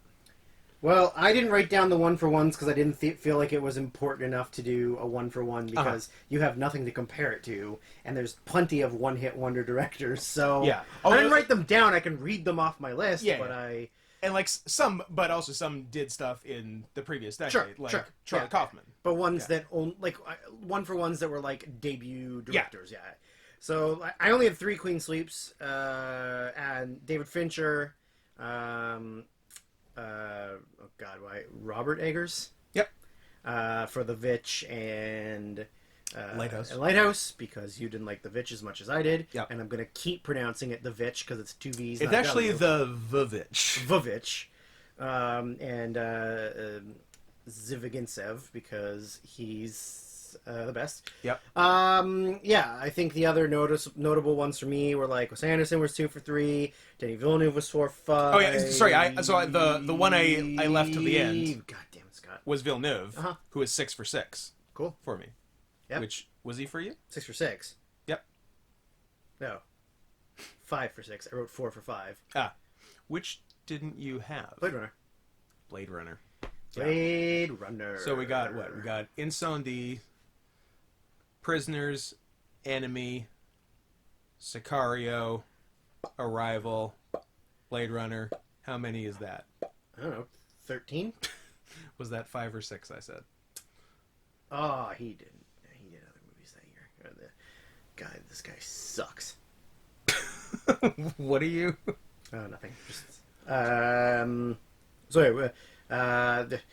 Also, the Prisoners, Enemy, Sicario, Blade Runner, Arrival. Arrival. Yeah. There you go. Okay. Yeah. So 6 for 6 for you. 5 for 6 for 6. So he was my numerically my director of the decade. Inarito 2 for 3. McQueen 2 for 3. Did I say Wes Anderson 3 for 3? I don't know if you did. I should've. Almodovar 2 for 4. Refn 2 for 3 because Only God Forgives is not very good. Yorgos Lanthimos was 2 for 4. Oh, there are several I didn't say. John Michael McDonough, who did The Guard and Cavalry, and no one saw his third one because I guess it wasn't very good. Yeah. Oh, that was another one where I was looking up directors to see if they had clean sweeps. And I'm like, oh, I didn't see this one. I'm like, oh, it has a terrible rating. Yeah, no one saw it. Yeah. For first time directors or like one for the decade, it was like I'm not gonna look up names because I don't give a fuck. Yeah. Honey Boy Yeah. was one. Samsara was one for Right. one. The director for Calm with Horses. Yeah. Wait, was Lord de Clement Tonnerre the Mustang and not Portrait of a Lady on Fire? It was. Yes. It was. Yeah. Yes. Yeah. I mean, if I had done the one for ones, I probably would have been a little bit more prepared. But I didn't. Well, I didn't plan on doing the one for ones. Yeah. So the director of, let me see here, TV. Not a movie. Oh, Billie Eilish. God damn it. Apparently only directs music videos and shorts. Well, that's good. Cool. Pays the bills. Carlos Lopez Estrada, who was the director of Blind Spotting. Carlos Lopez Estrada. Correct. And then Boots Riley. Yep. The person. Yeah. Anyways. This is gonna lots of those. This is gonna be a lot more of me just having to Google IMDb search just people. Guessing directors. Yeah. The two I neglected to mention because I got all hung up on one for ones were Wes Anderson going 3 for 3 and Noah Baumbach going 3 for 5, which is pretty solid. And I 3 to 5 liked his other because it was Meyerowitz Stories didn't make it and one other one. You might. Oh, De Palma was him. Oh yeah. That's right. Well, 1 for 2 for Michael Showalter for me. I love Michael Shaw. What he? The Big Sick. Right. And he also directed some movie called Hello, My Name is Doris with Sally Fields in 2015. I have not heard of that. That's got an okay rating. I love everyone from the state. Hmm? They're all great. Your yeah. Showalters, your Ian Blacks, your Lennons, your Kinney Slaters, your Marinos. Personal friend of mine, Ken Marino. Uh-huh. We starred in the same movie, Uh-huh. The Main Event on Netflix. I do like Camerino. What about Son of Soul? That guy do a thing? He did. He followed up with Sunset, which Which we talked about. was really not great. It It was very disappointing. I was because I remember being very psyched to see the follow up to Son of Saul because Son of Saul was so good, and I was like, "Oh, there is not much to this." There's not much to you. There's plenty to me. Yeah, that's true. A lot of butt stuff. Well, I was going to ask, I wonder if the drug war guy has done anything else, and then remembered, oh yeah, it's Hong Kong. They make 50 Hundreds movies of a day. movies? Yeah. So he's got 1, 2, 3, 4, 5, 6, 7, 8 movies that we didn't see in the 2010s. I thought you were going to say 8 movies that he also made in 2012. Yeah. 8 movies we didn't see in the 2010s. So, anyways, that was it. Oh, and then just the weird one that I thought was kind of funny was Takeshi Miike, who had one movie on my list in 2010 with And some honorable-ish mentions. with 13 Assassins. Yeah, and then I also had Blade of the Immortal and First Love. But 1 for 19. 19 because movies. someone likes paychecks. Just cranking them out every 6 months like Someone likes goddamn paychecks. clockwork. He makes nothing but like he does samurai movies. Yep. He does live action anime. Yep. And he does romantic comedies. Are the only things which he we does. need to start watching more of. I'm sure they're great. We need to watch more romantic comedies by the guy who did Audition. Or like Ishii the and Killer. Ichi the Killer. Yeah. like it's crazy. Yeah. Yes. Okay. Anyways, I had to look up. So back to the list of the. I only had to make one adjustment, and that was because you added True Grit. Right. So yeah. So then, just to recap, my actual clean sweep directors were Denis Villeneuve, Chang Dong Lee, David Fincher, Hang Dong Lee, more likely. Hang Dong Lee. I like it. Andrei Zivigintsev, Mikhail Haneke, Wes Anderson, and Andrew Hukuliak. Pretty good. Good job, guys. Hukuliak went 1 for 2 for me. Anyways, so the updated list of just the amount of how many out of the total numbers nominated For Best Picture. how many we had for each year, Yeah. and whether or not the thing that ended up winning Best Picture was on our lists. Yes. So for 2010, we both went 3 for 10, and Okay. and neither one of us had the winner. King's Speech. King's Speech. I will tell you from memory each Best Picture I know. winner. I'm sure you can do it. I'm going to do it. 2011. I need to be tested. 2011. You went 1 for 9. Wow. I went 0 for 9. Wow. And we did not have Best Picture. I believe the Best Picture was one of my faves / honorable mentions, The Artist. Which So- Drew does not like. So yeah, so pretty trash Best Picture nominations. I mean, that I can year. read them out loud for you. They're not good. I'm sure they're not. Yeah, rattle them off. I'm interested. I believe it is the year that Sandy B won. No, I'm just kidding. I think that's 2010. That is 2010. Sandy B can suck a dick. Okay, here we go. The Descendants, good, not great. Yeah, Extremely loud and incredibly autistic. Actively bad. Terrible. an actively bad movie. The Help, not bad. But yeah, whatever. Hugo, whatever. Yeah, Oh. you blew it. No. Okay. Give me a second. Give me a goddamn second. This might be your... Okay, yeah. Anyways. Moneyball, good, not great. But it was good. Tree of Life, garbage, horrible, piece of shit.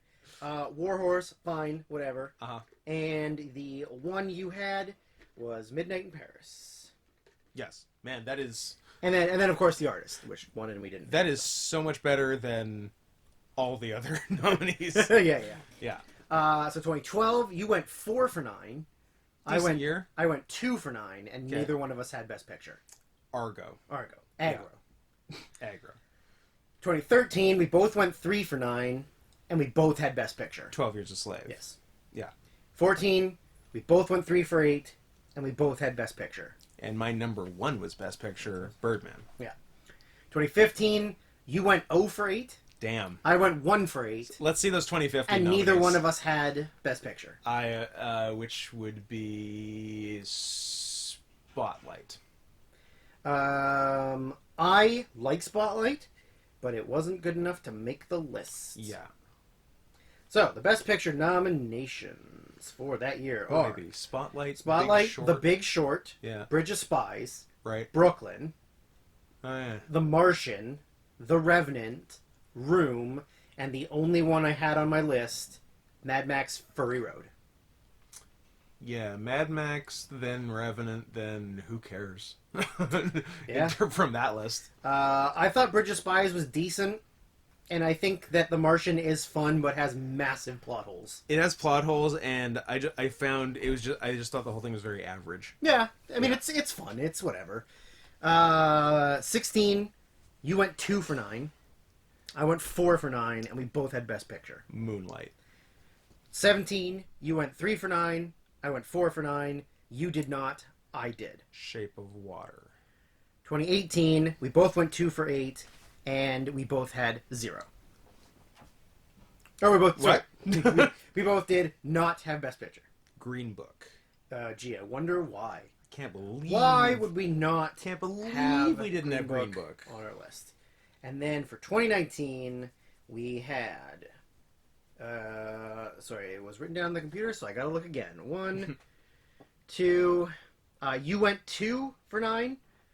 Yep. I went 3 for 9 because I had 1917. Yes. Once Upon a Time in Hollywood, 1917, Marriage Story, Little Women, Joker, Jojo Rabbit, Irishman, Ford v Ferrari, and Parasite, and we both had Best Picture. Our number 1s were both Best Picture. That is true. That's not a bad crop of nominees overall. I didn't see. It's an a okay couple of group. them. You didn't see Little Women. You didn't see Ford Ford v versus Ferrari Ferrari. because I don't give a fuck about cars because cars are for fags. Please hit me up on Twitter if you agree that cars are for fags. Or if you're a fag. or if you're a fag. So another little interesting tidbit that I had was the total number of the same movies we had. So out of the 100, how many of the movies did we have on both of us have on our lists? Yeah. So out of the 100, then out of the additional 10, Yeah. we included that. So out of 110 possible Well, movies, out of 100, we had... out of 100, we had 63. Which is pretty good. Yeah, pretty good. Two-thirds, basically. Out of the additional 10, I had 3 on yours. and I had you 3 had on 3 yours. on mine, which by my count is 6. Which plus So out of 63 110 is 69. 69. Nice. High five. Boom. P.S. That's the only funny part of this podcast. Hope you enjoyed it. So another little small detail thing I had was the number of countries represented by the list. So And by proxy, how woke we are. correct. How much we are film nerds who only like things that aren't made in America. And how much we care that representation matters. Sure. Yeah. So the criteria is a little loose. I kind of went off of either like the majority of the film is written, directed by, and like is based in an area, or like I didn't want to go by language because Spanish is going to be a lot, and then English would be a lot. So Right. I mean, it's basically like any foreign or like any international language film, and then if it was filmed in like let's say, like England, but it's completely filmed in like let's say just for the sake of it like an African language, Yeah. then it would count as the language that it's not an English film, Right. even if it was filmed by an English director in England or something like that. Gotcha. So we ended up having 29 countries represented across it, which is pretty rad. It's not bad. That's like 14 or 15 more countries than even matter in the world. that is true. Just wanted to check because I don't think I didn't include the additional ones, like the added ones, but I think they're all the same. Yeah, they're all the same. So nothing got added. So Canada, United States, Denmark, Japan, Mexico, France, Norway, South Korea, Ireland, Spain, Russia, Indonesia, Iran, Hong Kong, Austria, Vietnam, Australia, Hungary, England, Sweden, Iceland, Turkey, Germany, Colombia, New Zealand, Romania, Chile, and Italy. And if we wanted to round it to an even 30, we can count Switzerland for the movie Youth, because it's basically entirely shot there, and there is some spoken Swiss German Yeah, in it. yeah. It's by an Italian director. Features American and British actors for the most part. Yeah. So it's kind of all over the place, but it takes place in Switzerland. Yeah, the guidelines are pretty loose, so it does. Yeah, include it if you want, and if you want to ignore it, ignore it. Yeah. And then of course, the biggest one, the big number, the big important thing of this whole little information section is the kiss count. Absolutely. So we actually ended up having, I think, less kisses than I thought we did. Yeah. It's because the ones that happened felt like so much. Well, they're so magical. Yeah. And they give you butterflies in your tummy. Exactly. And then you're like, ooh. So, 2012, we had one for Rust and Bone. And I can imagine people who have been listening to this since the beginning, like the first 2 episodes, we don't give them any kisses. No kisses. Like, that's bold. Anyone who stuck with us to 2012, good on you, because I would have quit. If you were just looking for I'm kisses... sorry, you're going to do a podcast where you promise me kisses and then don't do it for 2 episodes? But we did give them, like, the ultimate payoff in 2019. 2019 was beautiful. Maybe the best of the whole decade will give them a lot. I hope. So, yeah, 2012, we matched on Rust and Bone. Yeah. At number 4. Yeah. 2013, we matched at number 6 with Blue Jasmine and number 1 with Her. Yep. 2017, we matched at number 10 for First Reform. And let's talk about that. Let's talk about the 2014, 15, 16 drought. Where we kept missing. It was a real... 1 or 2 off, or... What's the... I was going to say it was a real Strangers on a Train, but that's not the right reference at all. What's the Throw thing? Mama from the train? What's the thing where you, like, keep barely missing each other? Ships passing in the night. I guess it's that. Maybe I meant Sliding Doors. Okay. Sorry. Sure. It's not really that's not really the right reference either, but it's better than Strangers on a Train. Yeah. Although, that being said, I would love to do a Strangers on a Train. Yeah, me too. That seems cool. Yeah. Then 2018, we matched at number 3 for Climax. Yep. And then 2019 was the big year. The payoff. Number 6 for Waves, number 3 for Marriage Story, number 1 for Parasite. We knew we had a good chance of something happening in the top 4. Yeah. Because we were both pretty sure from a while back that we had the same top 4 in some order. Which is true. And luckily only 2 were transposed, so 2 were good. So that was 8 kisses.